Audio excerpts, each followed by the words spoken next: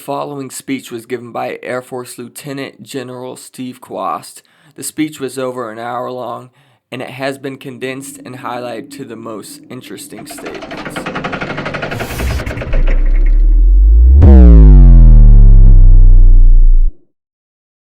China is our competition.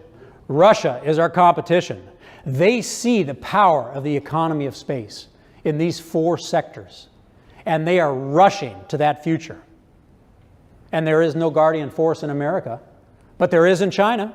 China has already built the organization and has the strategy and the doctrine, the technology and the builders for their guardian force of space.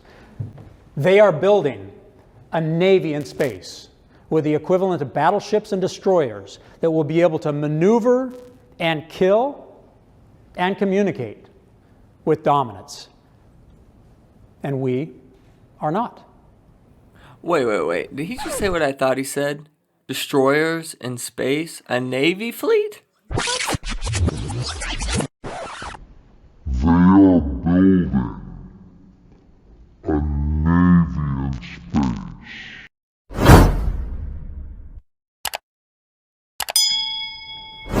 China is feverishly working on those three components to be applied outside of the gravity well. That's beyond the orbits into the moon and the cislunar space, using the sun as their source of energy that is perpetual and can be beamed to any place in that ecosystem.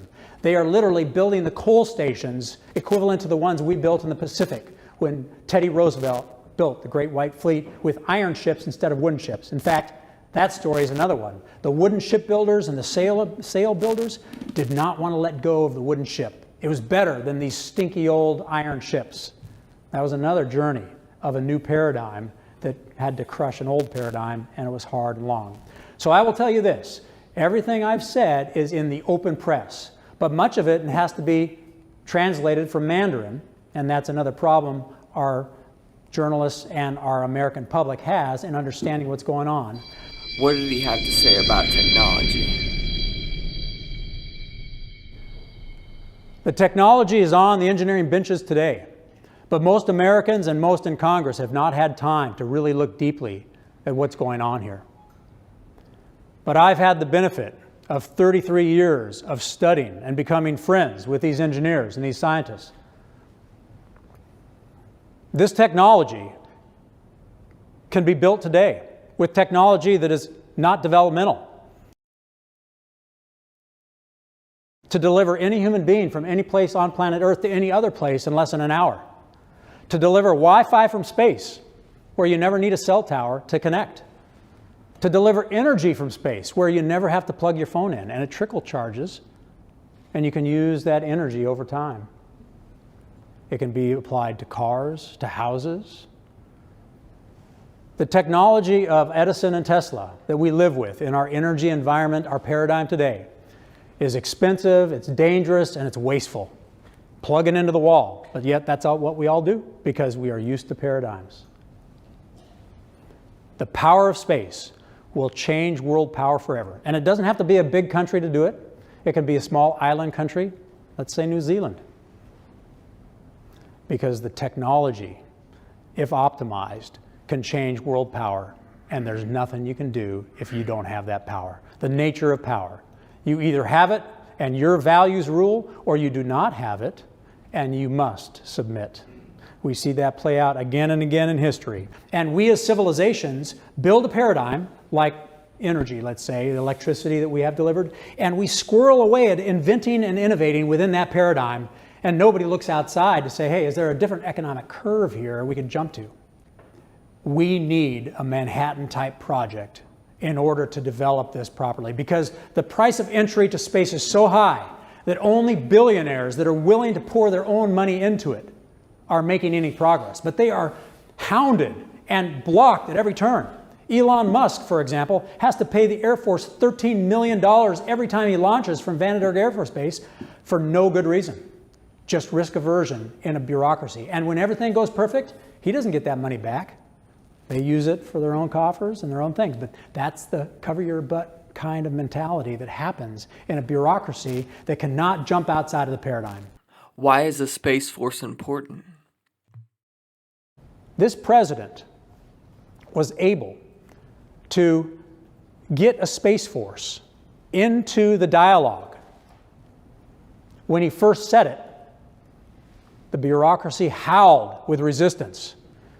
And only after a year and a half of hard work are they now on board. Just an example of the resistance to the status quo, wanting the status quo to stay what it is. Why do we need a Space Force? Because it's an economic competition for the values of the future. When do we need it? Now. What does it need to do? It doesn't have to have warfighting capability. It has to be able to defend the economy of space. A Coast Guard, a merchant marine for space. Because the national security muscles and capabilities will flow easily once we tap into the profits of those marketplaces. Just like we have a strong Navy because we have a strong shipbuilding industry and a strong merchant marine, and just because we have a strong Air Force, because the aerospace industry is our largest export as a nation. This is what long-term strategy and economic power look like, and this is what we need.